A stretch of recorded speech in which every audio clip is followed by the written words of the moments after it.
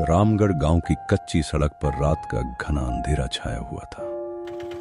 तभी एक पुरानी ऑटो धीरे धीरे आकर सड़क किनारे रुकती है। उसमें से एक थका हारा आदमी नीचे उतरता है। वो विक्रम था, एक सरकारी पटवारी जिसका तबादला शहर से रामगढ़ गांव में हुआ था। चारों तरफ गहरा सन्नाटा था और ठंडी हवा सनसना रही थी। विक्रम ने अपना बैग उठाया और धीरे धीरे गांव की तरफ बढ़ने लगा। थोड़ा आगे जाने पर उसे सड़क किनारे एक छोटी सी चाय की दुकान दिखाई दी। दुकान के नीचे एक बुजुर्ग आदमी चुपचाप बैठे हुए थे। काका सुनिए, मैं विक्रम हूँ, नया पटवारी। शहर से तबादला हुआ है मेरा। यहाँ का पंचायत दफ्तर कहाँ है? बुजुर्ग आदमी ने धीरे से आंखें उठाईं। उसके चेहरे पर एक अजीब सी उदासी थी। बाबू, इस वक्त दफ्तर बंद होगा। रात के 9 बज रहे हैं और आज तो और भी बुरी रात है। बुरी रात? क्यों काका, क्या हुआ है आज? आज महीने की आखिरी रात है बाबू। इस रात दफ्तर के पास वाले कुएं के नजदीक कोई नहीं जाता। पर तुम नए हो, तुम्हें क्या पता। कुआं? कौन सा कुआं काका? मैं तो अभी आया हूं इस गांव में, पर इतना जरूर जानता हूं कि कुएं से डरने वाला मैं नहीं हूं। भवानी काका ने एक लंबी सांस ली।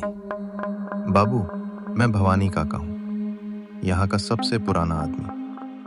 सुनो ध्यान से। दफ्तर के पूरब दिशा में एक पुराना काला कुआं है। कहते हैं उसमें एक आत्मा बंद है। जो भी उस कुएं के पास रात को जाता है वो अगली सुबह नहीं देखता। काका, ये सब अंधविश्वास है। मैं पढ़ा लिखा आदमी हूँ। आत्मा वात्मा में मेरा भरोसा नहीं है।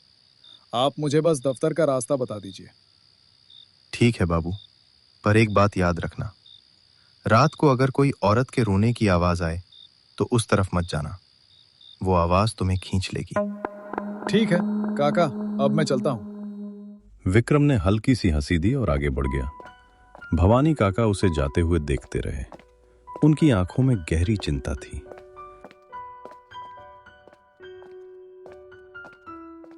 थोड़ी देर चलने के बाद विक्रम पंचायत दफ्तर के पास पहुंचा। दफ्तर बंद था, पर दरवाजे के बाहर एक दुबला पतला लड़का लालटेन लिए बैठा था। उसकी आंखें बड़ी बड़ी थीं, पर उसके चेहरे पर घबराहट साफ दिख रही थी। अरे भाई, तुम कौन हो? इतनी रात को यहाँ क्या कर रहे हो? साहब, मैं छोटू हूँ, यहाँ का चपरासी का बेटा। बाबूजी बीमार हैं तो आज मैं यहाँ बैठा हूँ। आप ही नए पटवारी साहब हैं क्या? हाँ, मैं विक्रम हूँ। दफ्तर की चाबी है तुम्हारे पास? जी साहब हैं, पर अंदर जाने से पहले एक बात सुन लीजिए। क्या बात है, जल्दी बताओ। साहब, दफ्तर के अंदर एक पुरानी फाइल है, लाल कपड़े में बंधी हुई। उसे मत खोलना, बाबूजी ने सख्त मना किया है।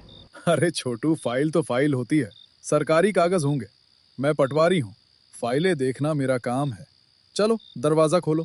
छोटू ने धीरे से चाबी निकाली, दरवाजा खोला। दोनों अंदर दाखिल हुए। पुरानी लकड़ी की मेज पर धूल की मोटी परत जमी थी। दीवारों पर पुराने नक्शे टंगे थे। एक कोने में लाल कपड़े में बंधी एक मोटी फाइल रखी थी। यही है वो फाइल? जी साहब, वही है। साहब प्लीज उसे मत छूइए। छोटू, तुम भी इन गांव वालों जैसी बातें करते हो। अरे ये सब बस डर है। असली दुनिया में भूत प्रेत कुछ नहीं होता। विक्रम ने फाइल उठाई।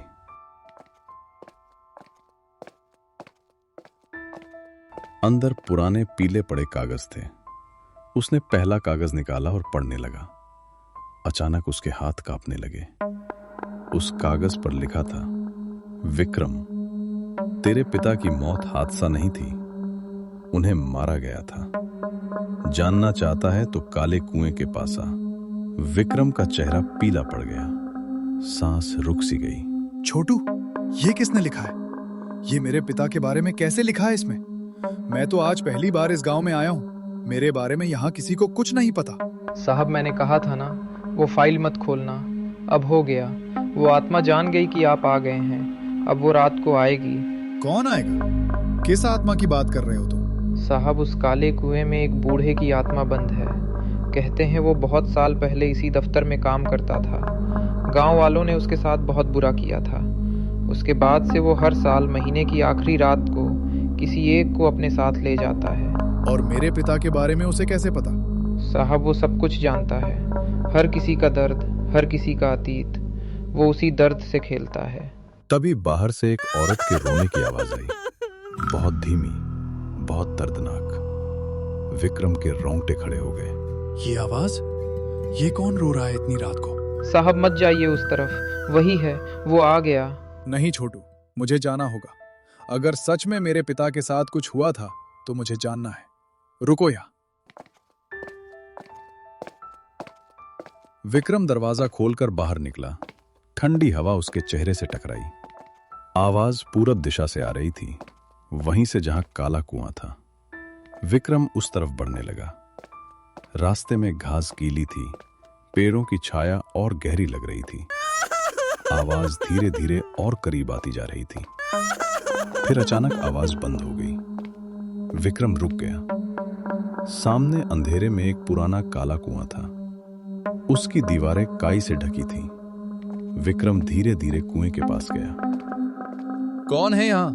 सामने आओ। मुझसे डरने की जरूरत नहीं है, मैं सिर्फ सच जानना चाहता हूं। कुएं के पास से एक ठंडी हवा का झोंका आया। फिर धीरे धीरे कुएं के अंदर से एक बूढ़ा आदमी निकलकर सामने खड़ा हो गया।